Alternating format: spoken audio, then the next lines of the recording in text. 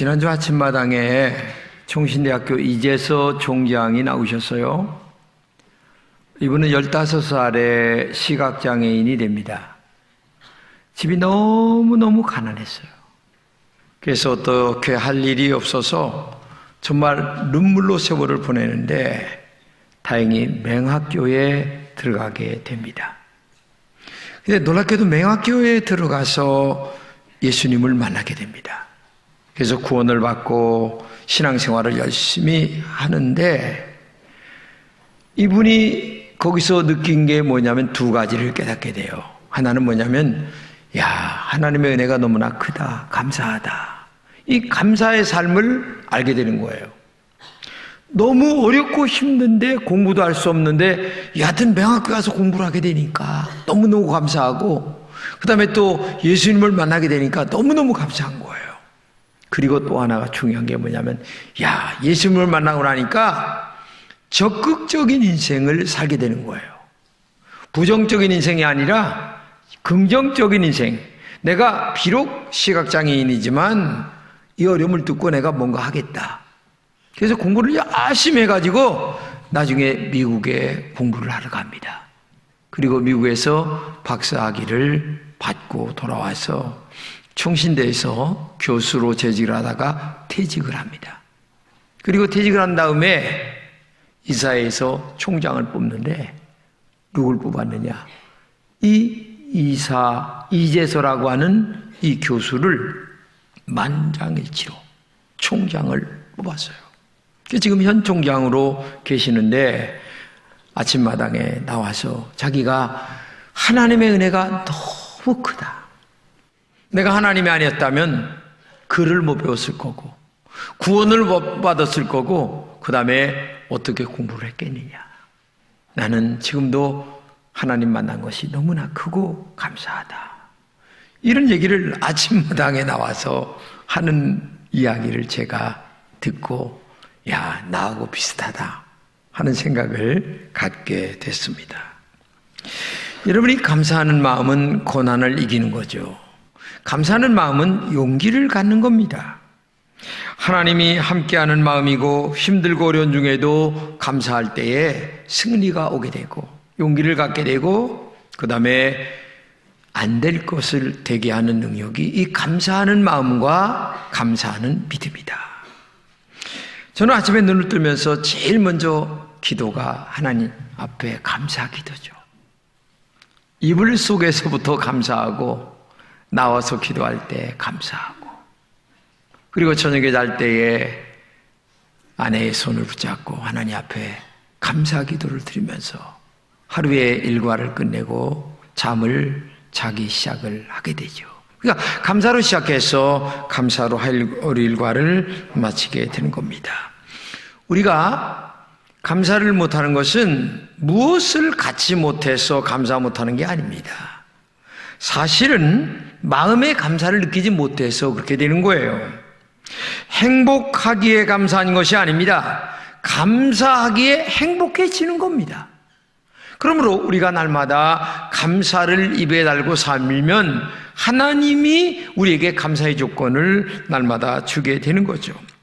그렇기 때문에 오늘도 나에게 주어진 환경 속에서도 감사하려고 하는 마음을 갖고 살면 행복해질 줄로 믿습니다.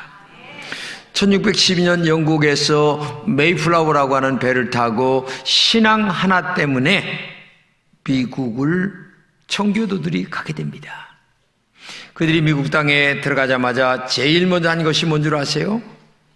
첫째, 예배당을 세웁니다. 둘째, 학교를 세웁니다.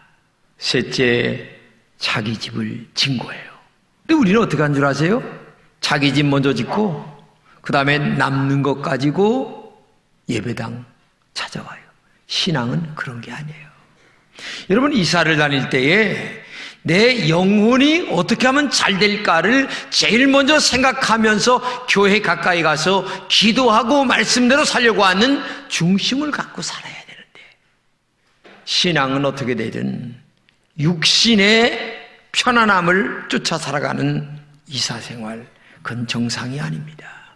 근데 이들이 이렇게 영국에서 배를 몰고 신앙 하나 때문에 와가지고 인디언들에게 씨앗을 받아 농사를 짓습니다. 그 한 해 동안에 같이 왔던 사람들이 많이 죽었어요. 농사를 짓고 나서 그 첫 열매를 가지고 그들의 무덤 곁에서 하나님 앞에 감사 예배를 드리면서 눈물을 흘리면서 우리가 신앙의 자유를 이렇게 찾게 된 거 너무너무 감사합니다 하면서 예배를 드렸는데, 이것이 말하자면 추수감사절기라고 하는 정식적인 절기로 변화가 된 거예요. 물론 그 전에도 하나님이 맥추감사, 추수감사 하라고 했지만은 공식적인 그 절기 자체를 만들게 된 이유가 거기서부터 시작이 됐다는 것을 여러분 알아야 됩니다. 정말 한 해를 지나오는 동안에 여러분들이 하나님 앞에 감사할 조건이 뭔가 한번 생각해 보세요. 오늘 본문의 얘기가 그겁니다. 감사할 조건이 전혀 없는데도 감사하는 하박국 선지자의 이야기입니다. 감사의 조건이 있어서 감사를 하는 것은 법적으로 누구나 하는 거죠. 근데 또 어떤 사람은 감사의 조건이 넘치다 보니까 죄를 지는 사람들이 너무 많아요. 건강합니다. 돈이 있습니다. 여유가 있어요. 죄 짓는데 시간 뺏기는 사람들이 너무 많아요. 이거 잘못된 겁니다. 하나님 앞에 좋은 일 쓰고 정말 믿음으로 살고 말씀대로 살아도 지금 우리 인생이 잘 될까 말까 한데 어떻게 죄 짓는데 우리의 시간과 물질을 정적을 쏟을 수가 있겠습니까? 오늘 본문의 하박국 선지자는 감사를 할 수 없는 여건 속에서도 감사하며 살았다. 그래서 감사를 회복했다. 그 얘기가 오늘 본문의 이야기입니다. 하박국의 감사는 어떤 감사였을까요? 첫째는 하박국은 환난 중에 감사했어요. 오늘 본문 16절을 한번 읽겠습니다. 시작. 내가 들었으므로 내 창자가 흔들렸고 내 목소리로 인하여 내 입술이 떨렸도다. 무리가 우리를 치러 올라오는 환난 날을 내가 기다림으로 내 뼈에 썩히는 것이 들어왔으며 내 몸은 내 처소에 떨리는도다. 이렇게 말하고 있어요. 이 바벨론이 쳐들어왔어요. 그러니까 얼마나 힘이 빠졌느냐. 나라가 망합니다. 가정이 파괴됩니다. 백성의 소유가 탈당합니다. 이때에 하박국은 온몸이 부들부들 떨렸고 뼈가 썩는 것처럼 아팠다. 이렇게 고난이 왔는데도 그들을 막을 힘이 없었어요. 마치 우리나라 일제 36년과 똑같은 상황이 온 거예요. 우리가 인생을 살다 보면 예상치 못한 환난을 만날 때가 많이 있어요. 뜻하지 않은 질병을 만나기도 합니다. 사업이 부도나기도 합니다. 그렇죠? 또는 직장에서 떠나야 할 때도 있습니다. 지금 하박국 선지자가 이런 상황입니다. 이럴 때 여러분은 어떻게 생각했는가 생각해 보세요. 이런 환경이 있으면서도 하박국은 하나님에게 감사했다. 그 얘기입니다. 환난 날에 찬송을 부른다는 건 정말 어려운 거예요. 전쟁이 시작되어 가정이 쑥대밭이 됐습니다. 나라가 엉망이 됐습니다. 이럴 때 찬송한다? 이거 힘든 거예요. 아무나 하는 거예요? 안 해요. 그렇기 때문에 잘 될 때 감사, 그것도 안 하는 것이 인간이지만 오늘 본문의 하박국은 환난 날에 하나님 앞에 찬송이 있기 때문에 이 감사의 수준이 달라요. 벌써 차원이 다른 감사를 지금 하고 있는 거예요. 그러면 아무것도 없는 곳에서 하박국은 감사를 했다는 것을 알아야 돼요. 본문 17절입니다. 같이 한번 읽겠습니다. 비록 무화과나무가 무성치 못하며 포도나무에 열매가 없으며 감람나무에 수출이 없으며 밭에 식물이 없으며 우리의 양이 없으며 외양간에 소가 없을지라도 하나님께 감사한다. 넉넉한데 감사도 힘든데 이렇게 어려운데 감사할 수 있다는 것은 정말 어려운 거죠. 한 해 농사 졌는데 농사가 엉망이 됐어요. 그런데도 감사한다. 여기서 우리가 중요하게 볼 것은 17절에 없을지라도 라는 말입니다. 이 열매가 없을지라도 라는 말입니다. 식물이 없을지라도 라는 말입니다. 외양간에 소가 없을지라도 하나님께 감사한다. 이게 하박국의 신앙의 고백이에요. 이 이것을 다시 말한다면 이런 말입니다. 그럼에도 불구하고 이런 말이에요. 병들었음에도 불구하고, 사업이 망했음에도 불구하고, 내가 기대하던 꿈이 허물어졌음에도 불구하고 나는 감사한다. 이런 신앙 고백을 할 수 있는 신앙인가? 한번 생각해 보세요. 교회를 오래 다니신 분이 아니고 새로 나오신 분이라면 이게 어려워요. 그런데 교회를 오래 다녀도 말처럼 쉽지 않은 게 이게 없을지라도 라는 이 신앙 속에서 감사하는 것이 그렇게 쉬운 게 아니란 얘기예요. 이런 신앙 고백을 여러분 정말 할 수 있나 생각해 보세요. 없을지라도의 신앙 고백은 수준이 다른 거죠. 하박국의 감사는 6가지가 없었어요. 무화과 열매가 없고 포도 열매가 없고 감람나무 열매도 없고 밭에 식물이 없고 양도 없고 소도 없고 아무것도 없었어요. 여기 6가지 없다고 하는 말은 그들이 뭐 없어도 산다 이런 개념이 아니에요. 이건 없으면은 죽는다 이런 뜻이에요. 무화과 열매는 양식의 일부분입니다. 포도 열매는 음료수입니다. 감람 열매는 기름이었어요. 밭의 식물은 하루 세 끼를 먹는 음식이었습니다. 양은 그들의 옷이었습니다. 양의 털이. 그리고 소는 하나님께 드리는 제물이었어요. 그런데 한 해 동안 땀을 흘려 농사를 졌는데도 요즘 말로 얘기하면 부도가 났다는 얘기예요. 그렇죠? 이런 환경에 절망하지 않을 사람이 어디 있겠어요? 아마 많은 사람들이 이렇게 얘기했을 거예요. 하나님이 계시다면 나에게 이렇게까지 하실 수가 있을까? 그런 하나님 나는 안 믿는다, 교회 안 다닌다 하면서 때리치고 갔을 거예요. 마치 성경에 나오는 욥의 아내예요. 욥이 그렇게 믿음으로 살려고 애를 썼는데도 사업이 망했습니다. 자식이 10명 죽었습니다.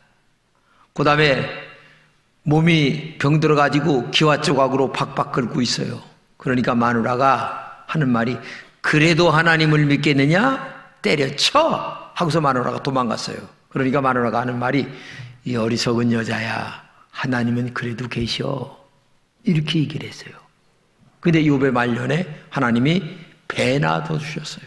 자식을 곱절로, 그리고 재산을 곱절로, 생명을 곱절로 더 살게 만드시고. 이게 역사예요. 하나님은 살아계세요. 할렐루야. 이걸 믿는 거예요. 그런데 그럼에도 불구하고 하박국은 아무것도 없는데 감사를 했는데 감사한 이유가 뭐냐? 오늘 18절인데 나는 여호와로 인하여 감사한다 말하고 있어요. 하박국의 조건은 오직 한 가지. 나는 여호와로 인하여. 근데 여호와로 인하여라고 하는 말을 다른 말로 얘기하면 내가 하나님 안에 있기 때문에, 하나님의 보호하심 안에 있기 때문에 감사한다. 응? 때로 우리가 살면서 예상치 못한 환난 당할 때가 있죠. 그래서 내가 하나님 앞에 그런 중에도 살고 있다, 하나님 안에 있다, 하나님 보호 안에 있다. 비록 내가 어렵지만 그래도 하나님은 계셔. 그래도 하나님은 나를 보호하셔. 그래도 하나님은 때가 되면 나를 일으키실 거야 라고 믿고 있기 때문에 하나님 앞에 감사를 한다. 할렐루야. 제가 2006년도에 6월 달에 담도암으로 죽었습니다. 수술을 받는데 이게 뭐 죽을지 살지 알 수가 없어요. 근데 10시간 동안 수술을 받고 나서 제가 딱 깨어났는데 그때 마음속에 야, 내가 눈을 떴네, 살았네, 하나님 너무 감사합니다. 제가 눈물을 흘리면서 그 기도를 드렸어요. 그리고 추수감사절기 이 설교를 준비하면서도 야, 2006년도 내가 죽을 수 있었는데 다시 내가 이렇게 살아서 여러분들 앞에서 설교할 수 있다는 것 자체가 이게 보통 축복이 아니다. 하나님 너무너무 감사합니다. 내가 이렇게 하나님 앞에 정말 감사를 드리면서 정말 오늘 설교를 하게 되는데, 어떤 사람들은 기도할 때에 잘 되면 이거 하겠습니다 하고 하나님하고 흥정하는 사람이 있어요. 대학에 입학하면, 사업이 잘 되면, 건강 주시면 이거는 수준 있는 감사가 아닙니다. 이미 하나님이 내게 주신 은총이 크고, 비록 내가 어렵지만 이 가운데서도 하나님이 나를 지켜주시고 있고 하나님 안에 있기 때문에 나는 지금 고난 속에 있다 할지라도 때가 되면 하나님이 인도하실 거야 라는 믿음의 고백을 하면서 하나님 감사합니다 라고 하는 이 기도를 드리는 이것이 진짜 수준 있는 감사인 줄로 믿습니다. 하박국은 조건 때문에 감사하는 것이 아니었습니다. 하박국은 구원의 하나님을 바라보며 감사했습니다. 18절 이하에 보게 되면 하박국에게 감사할 조건은 하나도 없었어요. 나라가 망했습니다. 다 약탈당했습니다. 다 떠나갔습니다. 아무것도 없었어요. 그런데 오직 하나님, 그래도 내가 안에 있습니다. 하나님의 울타리 안에 내가 지금 존재하고 있습니다. 그렇기 때문에 내가 하나님 앞에 감사할 수 있습니다. 오늘의 고난과 역경과 이 실패가 나에게 오히려 약이 되고 보약이 되고 그리고 기쁨이 되고 은혜가 되고 깨달음이 되고 인생 살아가는 방법을 알게 하신 하나님 은혜 너무 큽니다. 감사합니다 하면서 하나님 안에 있기 때문에 때가 되면 하나님이 나를 일으켜주실 거야. 이 고난과 역경은 하나님이 나를 훈련시키는 하나의 훈련의 도구야, 방법이야. 그렇기 때문에 이 고난 속에서도 나는 하나님 앞에 감사하며 오늘도 난 나갈 거야 하면서 하나님의 살아계심을 인정하고 감사하며 나가는 것이 진짜 수준 있는 감사지. 우리가 사는 세상에서는 실패도 있습니다. 장애물을 만날 때도 있습니다. 그러나 두려워하지 말고 하박국처럼 하나님을 바라보는 믿음이 우리에게 있어야 됩니다. 하나님은 전능하십니다. 하나님은 창조주이십니다. 구원의 하나님이십니다. 구원이라고 하는 말은 건져내 주신다는 말입니다. 일으켜 주신다는 얘기입니다. 넘어진 자리에서 때가 되면 하나님이 목덜미를 들고 일으켜 내신다는 거예요. 그런 하나님을 믿고 살아가는 게 신앙이지. 응? 주어진 환경과 조건 속에서만 그저 내 머리의 계산만 가지고 하나님을 믿는 믿음이 그게 무슨 믿음입니까? 그건 안 믿는 자도 주판알 다 튕길 줄 알아요. 그러나 주판알 튕겨도 안 되는 것을 믿는 것, 응? 그 속에서 하나님은 살아계시고 하나님은 전능하시고 내 어려움과 고난을 하나님이 건져 주실 것을 믿고 감사하는 신앙이 진짜 믿음인 줄로 믿습니다. 여러분도 여호와로 인하여 하나님 앞에 감사하시기 바랍니다. 여호와로 인하여 하나님 앞에 힘을 얻으시기 바랍니다.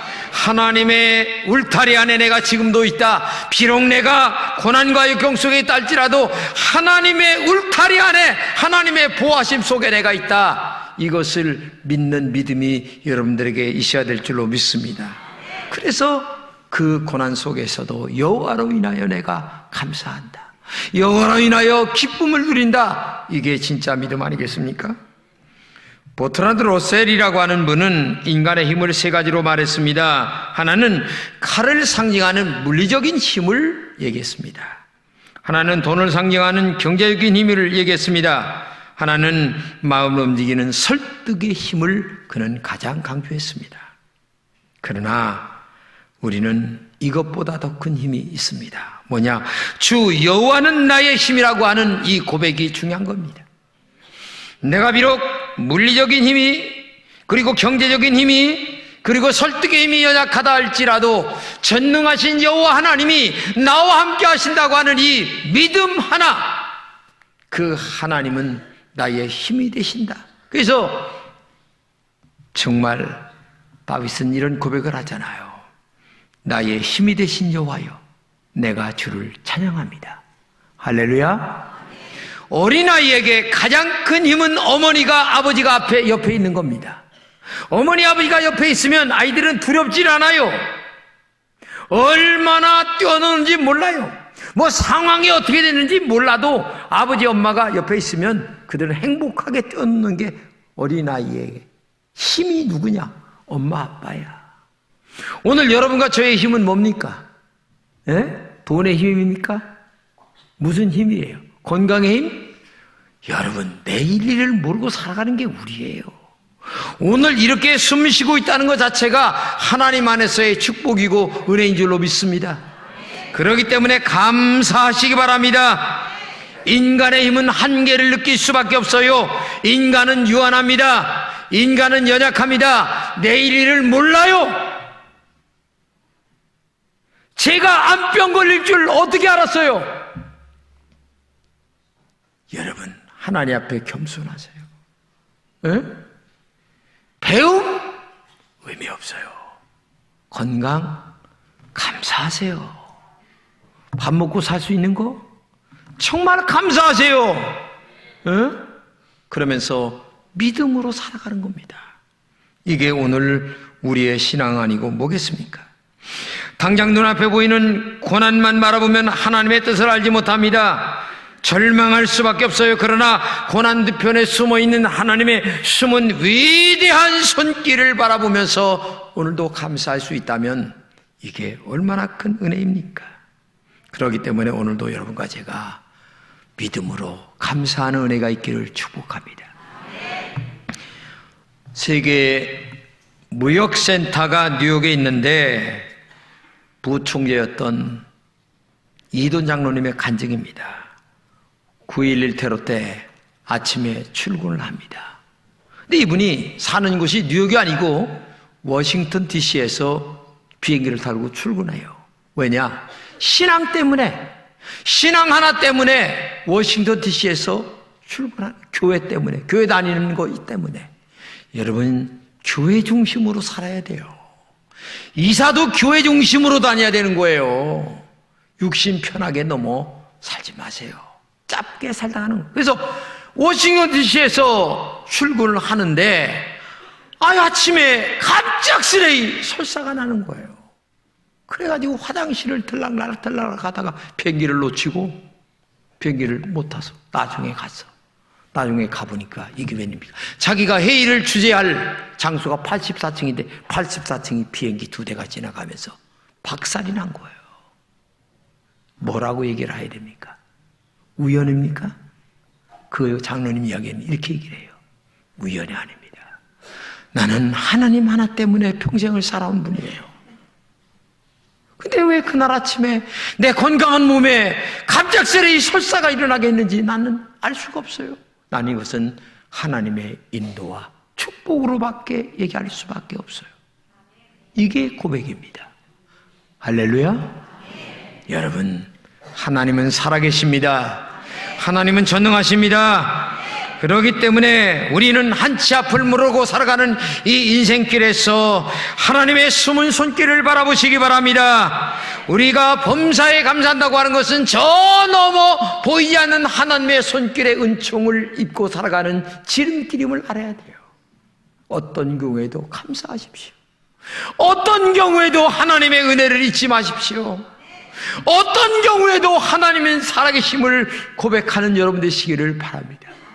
그게 진짜 믿음이고 살아있는 신앙인 줄로 믿습니다. 이 감사를 고백하는 추수감사절이 돼야 돼요. 한 해를 마무리하면서 어떻게 마무리하겠습니까? 여러 가지 일들이 많이 있었습니다. 그러면서도 하나님 감사합니다. 하나님의 은혜였습니다. 하나님의 축복이었습니다. 이 험악한 세월 속에서 24시간 숨쉬게 만들고 주일이면 교회 올라와 예배드리고 하나님 앞에 내 소원 아뢰며 믿음으로 살게 하신 것 감사합니다. 앞으로 남은 삶도 그렇게 살겠습니다. 이 신앙 고백이 오늘도 여러분들에게 있기를 진심으로 축복합니다.